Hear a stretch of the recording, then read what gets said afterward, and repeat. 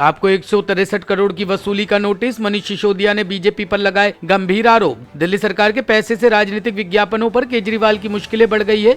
सूचना और प्रचार निदेशालय यानी कि DIP ने आम आदमी पार्टी को करीब 163.62 करोड़ रुपए की रिकवरी के लिए नोटिस जारी किया है। इस पर दिल्ली के डिप्टी CM मनीष सिसोदिया ने पलटवार किया। उन्होंने कहा कि बीजेपी अफसरों का दुरुपयोग कर रही है। दिल्ली सरकार में जो अफसर काम करते हैं उनके ऊपर भारतीय जनता पार्टी ने केंद्र सरकार के माध्यम से पिछले 7 साल से अवैध नियंत्रण कर रखा है, असंवैधानिक नियंत्रण कर रखा है।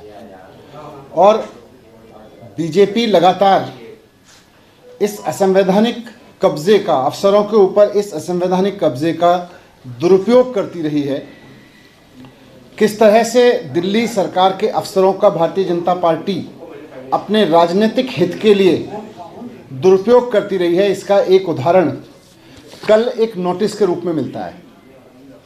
ये नोटिस दिल्ली के सूचना विभाग की IAS अधिकारी सचिव श्रीमती एलिस वास जी ने जारी किया है, अरविंद केजरीवाल जी के नाम। दिल्ली सरकार के सूचना विभाग की IAS अधिकारी एलिस वास जी ने अरविंद केजरीवाल जी को नोटिस दिया है, मुख्यमंत्री जी को। उन्होंने लिखा है कि 2016-17 के आसपास दिल्ली सरकार ने जो दिल्ली के बाहर विज्ञापन दिए थे उनकी वसूली अरविंद केजरीवाल जी से की जाएगी, 163 करोड़ रुपए की वसूली। और एलिस वास जी ने अरविंद केजरीवाल जी को धमकी दी है कानूनी रूप से कि आप ये 163 करोड़ रुपए जमा करो, नहीं 10 दिन के अंदर जमा करो, नहीं तो आपके ऊपर failing which further necessary action as per law will be taken in this matter। सूचना विभाग की IAS अधिकारी एलिस वास जी भारतीय जनता पार्टी के कहने पर अरविंद केजरीवाल जी को धमकी दे रही है कि 10 दिन के अंदर अंदर 163 करोड़ रुपए जमा करो, नहीं तो आपके खिलाफ कार्रवाई की जाएगी। यह बात एलिस वास जी की नहीं है, यह किसी IAS अधिकारी की नहीं है, यह इस बात की है कि भारतीय जनता पार्टी दिल्ली सरकार के अफसरों का किस तरह से दुरुपयोग कर रही है। कर्नाटक में PM मोदी की सुरक्षा में चूक। रोड शो के दौरान गाड़ी के पास पहुंचा युवक। कर्नाटक में प्रधानमंत्री नरेंद्र मोदी की सुरक्षा में चूक का मामला सामने आया है। PM मोदी हुबली में रोड शो कर रहे थे। इस दौरान एक युवक PM मोदी का सुरक्षा घेरा तोड़कर गाड़ी के पास पहुंच गया। इस मुद्दे पर हुबली के पुलिस कमिश्नर ने सुरक्षा में सेंधमारी से इनकार किया है। उनका कहना है कि प्रधानमंत्री की सुरक्षा में कोई चूक नहीं हुई है। जानकारी के मुताबिक रोड शो के दौरान एक शख्स अचानक उनके वाहन के नजदीक पहुंच गया। व्यक्ति ने PM मोदी को माला पहनानी चाहिए। हालांकि व्यक्ति को PM की तरफ आता देख सुरक्षाकर्मी तुरंत हरकत में आए और उसे बीच में ही रोक दिया। उसे तत्काल PM के काफिले से दूर किया गया। दिल्ली में 53 वर्षीय महिला की हत्या, कब्रिस्तान में दफनाया शव, 3 गिरफ्तार। राष्ट्रीय राजधानी दिल्ली में 53 साल की महिला की हत्या कर उसका शव कब्रिस्तान में दफना दिया गया। पुलिस ने महिला का शव कब्रिस्तान से निकाला है। मृतक महिला का नाम मीना है। आरोप है कि 3 लोगों ने महिला का मर्डर करने के बाद उसके शव को कब्रिस्तान में दफना दिया। मृतक महिला मीना बीती 2 जनवरी से लापता थी, जिसकी शिकायत दिल्ली के मंगोलपुरी पुलिस थाने में दर्ज कराई गई थी। पुलिस लगातार मीना की तलाश कर रही थी। महिला के परिवार वालों को मोबिन पर शक था कि उसने मीरा के साथ कुछ गलत किया है। हमें पुलिस से सूचना मिली थी कल कि आप आ जाइए, यहाँ पर उनकी बॉडी मिली, आप आके आइडेंटिफाई कीजिए। तो हमें यही पता चला है कि जिस दिन से मेरी माँ मिली थी 2 तारीख को मोबिन से, उसके बाद माँ लौट कर नहीं आई। हमने बहुत जगह हम गए, हम पुलिस थाने के चक्कर काटते रहे, हम DCP के पास गए, हम हर जगह गए।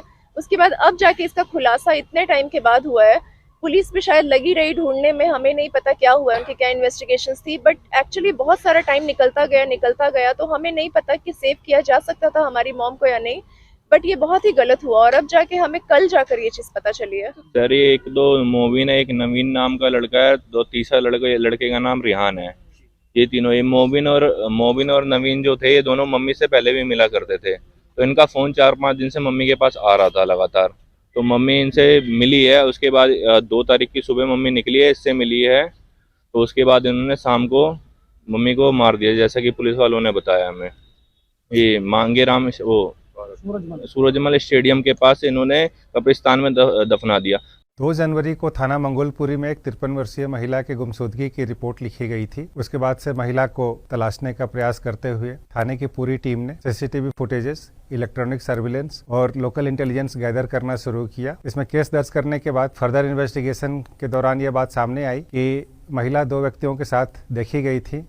जब हमने उनकी कॉल डिटेल से वेरीफाई करना शुरू किया तो हम इस नतीजे पे पहुंचे कि लास्ट सीन में मोबिन और नवीन ये 2 शख्स थे जो उनके साथ थे और उनको अप्रीहेंड किया गया। इंटरोगेशन के दौरान ये बात सामने आई कि महिला ब्याज पे पैसे देने का व्यवसाय करती थी और इन दोनों लोगों ने भी उनसे लोन लिया हुआ था और लोन की रकम ज़्यादा होने और वापस न करने की वजह से ये परेशान थे और महिला के बार बार दबाव डालने पे कि लोन चुकता किया जाए, इन्होंने प्लान किया और मोबिन अपने कमरे पे महिला को ले गया जहां तकिए से उनका मुंह दबाकर उनकी हत्या कर दी गई। हत्या के बाद मोबिन और नवीन ये दोनों इलाके में सर्वे पे निकले जहां पे वो बॉडी को डिस्पोज ऑफ कर सकते थे और उन्होंने नांगलोई एरिया में एक कब्रिस्तान आइडेंटिफाई किया जहां पे रात के 2 बजे ये ले जाकर बॉडी को दफना दिया गया। इसमें रेहान नाम का तीसरा शख्स भी इनके साथ था। इसमें हमने 4 लोगों को अरेस्ट किया है जिनमें कब्रिस्तान का वो केयर टेकर भी है जिसने रात में बरियल अलाउ किया और 5,000 रुपए लेकर रजिस्टर में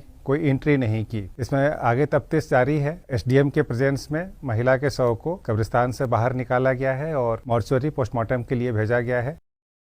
ब्यूरो रिपोर्ट, टीम तफ्तीश न्यूज।